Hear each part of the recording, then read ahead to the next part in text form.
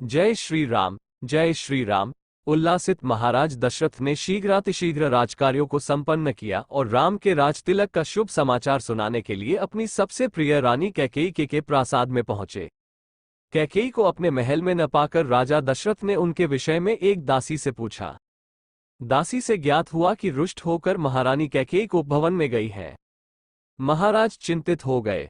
उन्होंने कोपभवन में जाकर देखा कि उनकी प्राणप्रिया मलिन वस्त्र धारण किए, केश बिखराए, भूमि पर अस्त व्यस्त पड़ी है। उनकी इस अवस्था को देखकर आश्चर्यचकित राजा दशरथ ने कहा, प्राणेश्वरी, मुझसे ऐसा क्या अनिष्ट हुआ है कि क्रुद्ध होकर तुम कोपभवन में आए हो? यदि तुम किसी बात से दुखी हो तो मुझे बताओ, मैं तुम्हारे कष्ट का निवारण अवश्य करूंगा। महाराज के इस प्रकार मनोहार करने पर कैकेयी बोली, प्राणनाथ, मेरी एक अभिलाषा है, किंतु यदि आप उसे पूरी करने की शपथ पूर्वक प्रतिज्ञा करेंगे तभी मैं आपको अपनी अभिलाषा के विषय में बताऊंगी। महाराज दशरथ ने मुस्कुराते हुए कहा, केवल इतनी सी बात के लिए तुम कोपभवन में चली आई हो? मुझे बताओ, तुम्हारी क्या इच्छा है, मैं तत्काल उसे पूरा करता हूं। इस पर कैकेयी बोली, महाराज, पहले आप सौगंध लीजिए कि आप मेरी अभिलाषा अवश्य पूरी करेंगे। इस पर महाराजा दशरथ ने कहा, हे प्राणप्रिय, इस संसार में मुझे राम से अधिक प्रिय और कोई नहीं है। मैं राम की ही सौगंध लेकर वचन देता हूं कि तुम्हारी जो भी मनोकामना होगी उसे मैं तत्काल पूरी करूंगा। महाराज सौगंध लेने से आश्वस्त हो जाने पर कैकेयी बोली, आपको स्मरण होगा कि देवासुर संग्राम के समय आपके मूर्छित हो जाने पर मैंने आपकी रक्षा की थी और प्रसन्न होकर आपने मुझे 2 वर देने की प्रतिज्ञा की थी। उन दोनों वरों को मैं आज मांगना चाहती हूं। पहला वर तो मुझे ये दे कि आप राम के स्थान पर मेरे पुत्र भरत का राजतिलक करें, और दूसरा वर मैं यह मांगती हूं कि राम को 14 वर्ष के लिए वन जाने की आज्ञा दें। मेरी इच्छा है कि आज ही राम वलकल पहनकर वनवासियों की भांति वन के लिए प्रस्थान करें। अब आप अपनी प्रतिज्ञा पूरी करें, क्योंकि आप सूर्यवंशी हैं और सूर्यवंश में अपनी प्रतिज्ञा का पालन प्राणों की बलि देकर भी किया जाता है। कैकेयी के इन वचनों को सुनकर राजा दशरथ का हृदय चूर चूर हो गया। उन्हें असह्य पीड़ा हुई और वे मूर्छित होकर गिर पड़े। कुछ काल बाद जब उनकी मूर्छा भंग हुई तो वे क्रोध और वेदना से कांपते हुए बोले, रे कुलघातिनी, न जाने मुझसे ऐसा कौन सा अपराध हुआ है जिसका तूने इतना भयंकर प्रतिशोध लिया है। पतिते, नीच, राम तो तुझ पर कौशल्या से भी अधिक श्रद्धा रखता है, फिर भी तू उसका जीवन नष्ट करने के लिए कटिबद्ध हो गई है। प्रजा को अत्यंत प्रिय राम को बिना किसी अपराध के मैं भला कैसे निर्वासित कर सकता हूं? तू अच्छी तरह से जानती है कि मैं अपने प्राण त्याग सकता हूं, किंतु राम का वियोग नहीं सह सकता। मैं तुझसे विनती करता हूं कि राम के वनवास की बात के बदले तू कुछ और मांग ले। मैं तुझे विश्वास दिलाता हूं कि मैं तेरी मांग अवश्य पूरी करूंगा। महाराज दशरथ के इन दीन वचनों को सुनकर कैकेयी तनिक भी द्रवित नहीं हुई। वो बोली, राजन, ऐसा कहकर आप अपने वचन से हट रहे हैं। यह आपको शोभा नहीं देता। आप सूर्यवंशी हैं, अपनी प्रतिज्ञा पूरी कीजिए। प्रतिज्ञा से हटकर स्वयं को और सूर्यवंश को कलंकित मत कीजिए। आपके द्वारा अपना वचन नहीं निभाए जाने पर मैं तत्काल आपके सम्मुख ही विष पीकर अपने प्राण त्याग दूंगी। यदि ऐसा हुआ तो आप प्रतिज्ञा भंग करने के साथ ही साथ स्त्री हत्या के भी दोषी हो जाएंगे। अतः उचित यही है कि आप अपनी प्रतिज्ञा पूरी करें। राजा दशरथ बारंबार मूर्छित होते रहे और मूर्छा समाप्त होने पर कातर भाव से कैकेयी को मनाने का प्रयत्न करते रहे। इस प्रकार पूरी रात बीत गई। अंबर में उषा की लालिमा फैलने लगी, जिसे देखकर कैकेयी ने उग्र रूप धारण कर लिया और कहा, राजन, आप व्यर्थ ही समय व्यतीत कर रहे हैं।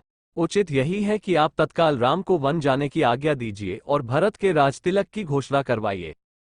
सूर्योदय हो जाने पर गुरु वशिष्ठ मंत्रियों के साथ राजप्रासाद के द्वार पर पहुंचे और महामंत्री सुमंत को महाराज के पास जाकर अपने आगमन की सूचना देने के लिए कहा। कैकेयी एवं दशरथ के संवाद से अनजान सुमंत ने महाराज के पास जाकर कहा, हे राजाधिराज, रात्रि का समापन हो गया है और गुरु वशिष्ठ का आगमन भी हो चुका है। अतएव आप शैया त्याग कर गुरु वशिष्ठ के पास चलिए। सुमंत के इन वचनों को सुनकर महाराज दशरथ को पुनः असह्य वेदना का अनुभव हुआ तथा वे फिर से मूर्छित हो गए। उनके इस प्रकार मूर्छित होने पर कुटिल कैकेयी बोली, हे महामंत्री, अपने प्रिय पुत्र के राज्याभिषेक के उल्लास के कारण महाराज रात भर सो नहीं सके हैं। उन्हें अभी अभी ही तंद्रा आई है। महाराज निद्रा से जागते ही राम को कुछ आवश्यक निर्देश देना चाहते हैं। तुम शीघ्र जाकर राम को यहीं बुला लाओ। कैकेयी के आदेशानुसार सुमंत रामचंद्र को उनके महल से बुला लाए। राम ने अपने पिता दशरथ एवं माता कैकेयी के चरण स्पर्श किए। राम को देखकर महाराज ने एक दीर्घ श्वास और केवल हे राम कहा, फिर अत्यधिक निराश होने के कारण चुप हो गए। उनके नेत्रों में अश्रु भर आए। विनम्र स्वर में राम ने कैकेयी से पूछा, माता, पिताजी की ऐसी दशा का क्या कारण है? कहीं वे मुझसे अप्रसन्न तो नहीं है? यदि वे मुझसे अप्रसन्न है तो मेरा क्षणमात्र भी जीना व्यर्थ है। कैकेयी बोली, वत्स, महाराज तुमसे अप्रसन्न तो हो ही नहीं सकते, किंतु इनके हृदय में एक विचार आया है जो कि तुम्हारे विरुद्ध है, इसीलिए ये तुमसे संकोचवश कह नहीं पा रहे हैं। देवासुर संग्राम के समय इन्होंने मुझे 2 वर देने का वचन दिया था। अवसर पाकर आज मैंने इनसे वे दोनों वर मांग लिए हैं। अब तुम्हारे पिता को अपनी प्रतिज्ञा का निर्वाह करने के लिए तुम्हारी सहायता की आवश्यकता है। यदि तुम प्रतिज्ञा करोगे कि जो कुछ मैं कहूंगी उसका तुम अवश्य पालन करोगे तो मैं तुम्हें उन वरदानों से अवगत करा सकती हूँ। राम बोले, हे माता, पिता की आज्ञा से मैं अपने प्राणों की भी आहुति दे सकता हूँ। मैं आपके चरणों की सौगंध खाकर प्रतिज्ञा करता हूँ कि आपके वचनों का अवश्य पालन करूंगा। राम की प्रतिज्ञा से संतुष्ट होकर कैकेयी ने कहा, वत्स, मैंने पहले वर्ष से भरत के लिए अयोध्या का राज्य और दूसरे से तुम्हारे लिए 14 वर्ष का वनवास मांगा है। अतः अब तुम अपनी प्रतिज्ञा के अनुसार तत्काल वक्कल धारण करके वन को प्रस्थान करो। तुम्हारे मोह के कारण ही महाराज दुखी हो रहे हैं, इसलिए तुम्हारे वन को प्रस्थान के पश्चात ही भरत का राज्याभिषेक होगा। मुझे पूर्ण विश्वास है कि तुम अपनी प्रतिज्ञा का पालन करके अपने पिता को पापरूपी सागर से अवश्य मुक्ति दिलाओगे। राम ने दुख और शोक से रहित होकर कैकेयी के वचनों को सुना और मधुर मुस्कान के साथ बोले, माता, बस इस छोटी सी बात के लिए ही आप और पिताजी इतने परेशान हैं। मैं तत्काल वन को चला जाता हूँ। यही मेरी सत्य प्रतिज्ञा है। महाराज दशरथ राम और कैकेयी के इस संवाद को सुन रहे थे। इसे सुनकर वे एक बार फिर मूर्छित हो गए। राम ने मूर्छित पिता और कैकेयी के चरणों में मस्तक नवाया और चुपचाप उस प्रकोष्ठ से बाहर चले गए। जय श्री राम, जय श्री राम।